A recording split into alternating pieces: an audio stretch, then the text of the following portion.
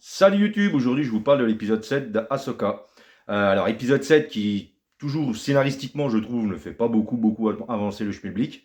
En revanche, alors là c'est peut-être l'épisode le plus rythmé de tous ceux qui sont sortis depuis le début. Voilà. Il se passe toujours un truc, il n'y a pas une minute où il n'y a pas un truc intéressant à l'écran et franchement là ça claque. Vraiment bien. Donc ça démarre par le procès d'Hera face à la Nouvelle République, qui lui reproche d'avoir fait des actions pour aller essayer d'arrêter Bélan et qui croit toujours que, bon, voilà, elle raconte des conneries. Et du coup, on comprend aussi pourquoi cette Nouvelle République, elle va pas faire long feu et que le Nouvel Ordre euh, qui arrive par la suite, va vite reprendre le dessus parce que franchement, c'est vraiment.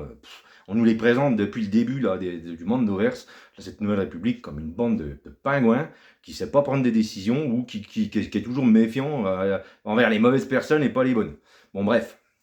Donc, elle est donc face à eux et donc ils lui demandent, ils lui disent qu'ils vont tout enlever, son grade, ses attributions, jusqu'à, il y en a un même qui demande jusqu'à carrément aller la faire buter devant le peloton d'exécution. Bon, merci. Carrément là, bon, les mecs Bref, ce passage-là est un peu cucul à papa, mais c'est pour amener quelque chose de vraiment classe, et c'est là que l'épisode commence vraiment pour moi. Un personnage connu, super connu de Star Wars, fait son apparition pour venir sauver les Miches à Hera, sur ordre d'un autre personnage qui est prononcé, si vous voulez, mais on ne verra pas l'écran. Par contre, le personnage qui vient directement, lui, on le voit et ça fait vraiment plaisir. Alors, c'est pareil, je ne sais pas si ça vous a fait la même chose. J'ai eu plus de sensations et plus de frissons à la limite à la vue de ce personnage que je n'avais pas vu depuis quelques années, plus que à voir Anakin dans les épisodes précédents. Alors est-ce que c'est parce que Anakin, on l'avait déjà vu, ils avaient déjà fait faire une apparition dans Obi-Wan, et du coup, du Anakin, à chaque fois, c'est bon, c'est prétexte à tout. En même temps, Anakin, c'est un peu la source de tout, si vous voulez, mais bon, voilà, si vous voulez, ouais, je préférais que ça soit un petit peu disséminé tel ou tel personnage comme ils ont fait là, plutôt que tout le temps de l'Anakin. Bref, donc, elle est sauvée, elle est toujours en poste et l'épisode commence avec Ahsoka. Et donc Ahsoka sort de l'hyperespace dans le corps de la baleine, et quand elle sort du corps de la baleine, c'est un accueil plutôt explosif qui l'attend. Vous verrez des pièges, enfin des vaisseaux, tout un tas de trucs, enfin ça claque dans tous les sens, course-poursuite en avant, en veux-tu, en voilà. On voit donc aussi donc, sur la planète Ezra et Sabine, donc, ont levé le camp avec les Tortues Ninja, enfin les Tortues Ninja, vous m'avez compris, hein, les espèces de pierres, limaces, escargots, je ne sais quoi. Donc ils sont en train de se barrer pour changer de camp, quoi, hein. Et puis ils sont suivis toujours par Bélan, Shinati et la clique des espèces de brigands là, qui sont un petit peu en manche avec les deux premiers. Donc ensuite, il va y avoir tout un tas de trucs au niveau d'Ahsoka qui va faire en sorte de retrouver Sabine, et du coup, elle va se diriger vers la planète. Bélan se sépare de Shinati parce qu'il lui dit que du coup, si vous voulez, leur, leurs ambitions vont plus dans le même sens, entre guillemets, voilà. Donc on se dit, bon, on le verra peut-être plus dans cet épisode. Chose qui est fausse, puisque du coup, quand Ahsoka arrive sur la planète, elle lui tombe presque dessus, au final, et donc il y a quand même une belle bataille entre les deux.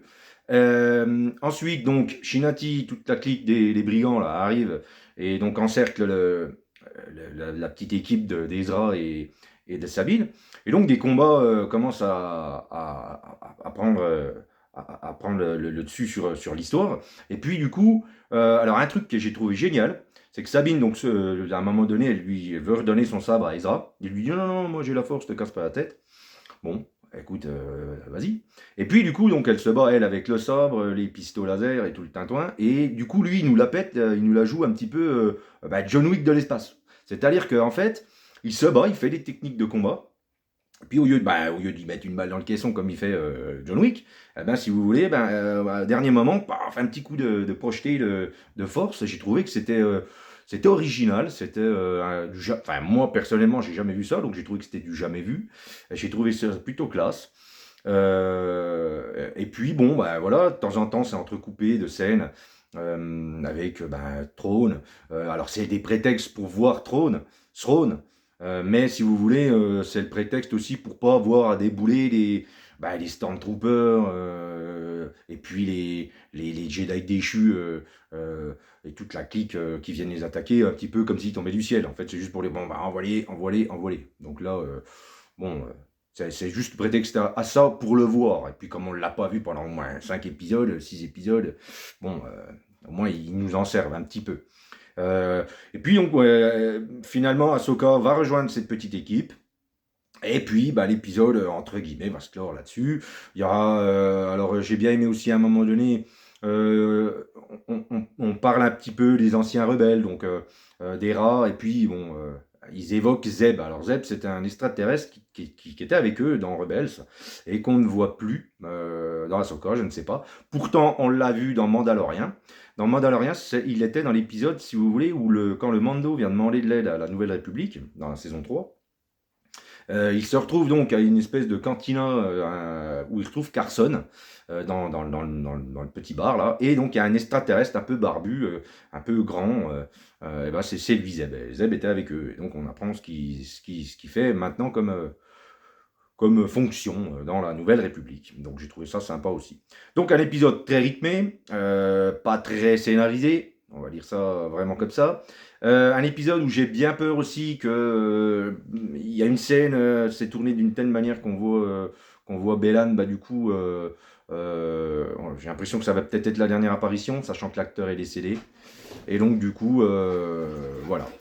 Bon écoutez, c'est tout ce que je peux vous dire sur cet épisode. Si ça vous a plu, les pouces en l'air, abonnez-vous, et puis moi je vous dis à une prochaine vidéo. Salut!